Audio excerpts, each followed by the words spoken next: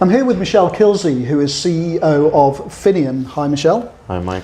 And we're talking about export finance. Now, Michelle, what's happening in the space of alternative finance and how can exporters access that finance? Sure. Basically, today we're seeing in the market new entrants as alternative finance, as non-bank financial institutions. Basically, trade finance is providing an attractive asset class, short-term financing. By short-term, it means low default rates. It's self-liquidating at the maturity date. It's linked to a floating rate because it's short-term. And basically, we're seeing more and more asset managers getting into trade finance. There are new funds coming up almost every day here in London, new entrants that are looking into attractive short-term yields. And basically those are having less restrictions compared to the traditional banks. They're more agile, more flexible. And basically exporters are looking into such alternative solutions, and Fineon Exchange as a marketplace gives access to the exporters to look into new alternative solutions through those new players. Transformation, that's digital conversion, like TradeFinex are showing us. This old-fashioned, let's say old-school trade finance financial instrument becomes tokenized, and this has huge value because it permits us to avoid a risk into fraud, into double financing. So it's a negotiable financial instrument that can be transferred, and as Atul was giving the example, that once it's within another hand, we know where it is through the blockchain and the ledger. Okay, we can track it, it cannot be hampered, it cannot be changed. So there's a real convergence on the global market in terms of how trade finance as an asset class is shaping up. Today, if we look into the global market, the trade finance globally is financed at almost 99 to 98% by banks, while new financial institutions, non-banks, are only funding 1 or 2%. And if you compare this to the bond and derivative market and what happened in the mid-80s and 90s, today we have a balancing of around 60 to 40% between what's funded by banks and non-banks in terms of bonds, okay, and it's almost around $58 trillion worth of bank financing against $38 trillion of non-bank financing. In trade finance, we're almost at 99.1%, and what we're going to see in the near future is a rebalancing where those new non-bank FI, okay, are going to first of all contribute to enlarging the pie. So the 1.5 trillion trade finance gap will start shrinking, and today it's 1.5. 2 years back it was 1.6. So we saw already, okay, a 0.1 reduction on the original 1.6 trillion. And this is from one part. From the other part, this is contributing to more innovative and kind of hybrid schemes of financing, of trade finance financing. In the old days, for example, receivable securitization was something extremely heavy in terms of legal, of setting up SPV, rating agency, blah, blah, blah. Today we're seeing more of kind of hybrid, okay, not specifically the old traditional securitization, but a model that is lighter, that is more easy to implement and execute.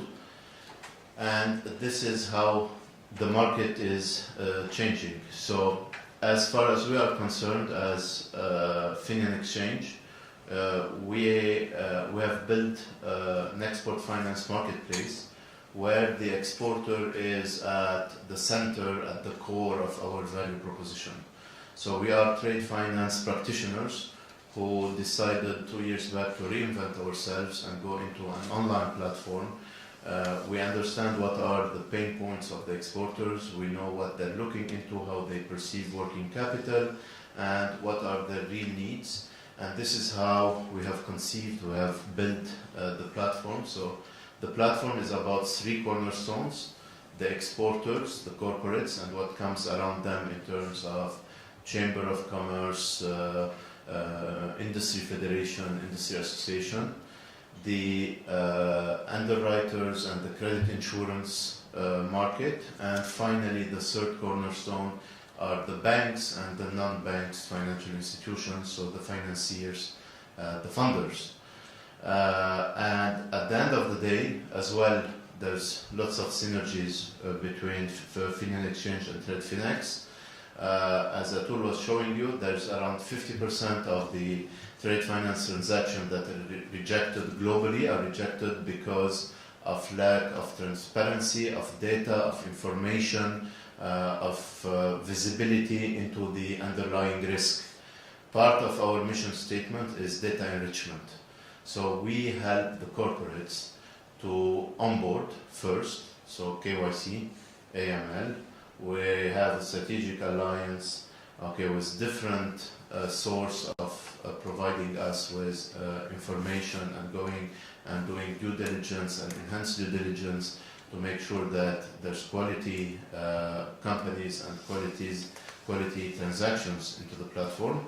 And we help, we advise, and we recommend through an artificial intelligence engine the corporates on what are the documentation they need to show, what are the information they need to show, and we help them out in terms of providing those.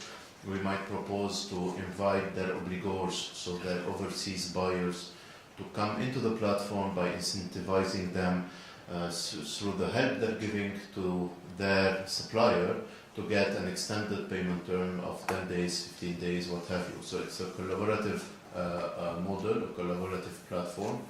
And the AI, the machine that acts as a robo-advisor, is going to play the role of a corporate RM, a corporate relationship manager, and is going to hint and help the corporate to better position his transaction. The AI is as well going to play a major role in credit enhancing the transaction. So through country risk, obligor scoring, we're going to better position the transaction. And then the robo is going as well to propose, depending on those country risks, the obligor, the transaction evaluation, to wrap it up with political risk insurance, non-payment, insolvency. So basically to credit enhance it through accessing the underwriting and the credit insurance world. And finally, we would have structured transaction being a single risk transaction, one-off time transaction being an LC or what have you, or a portfolio, and by portfolio we mean, let's say a diversified number of clients, multi-jurisdictional, multi-obligor, that has repetitive, recurrent trade relationship, and we cover all kind of trade finance financial instruments.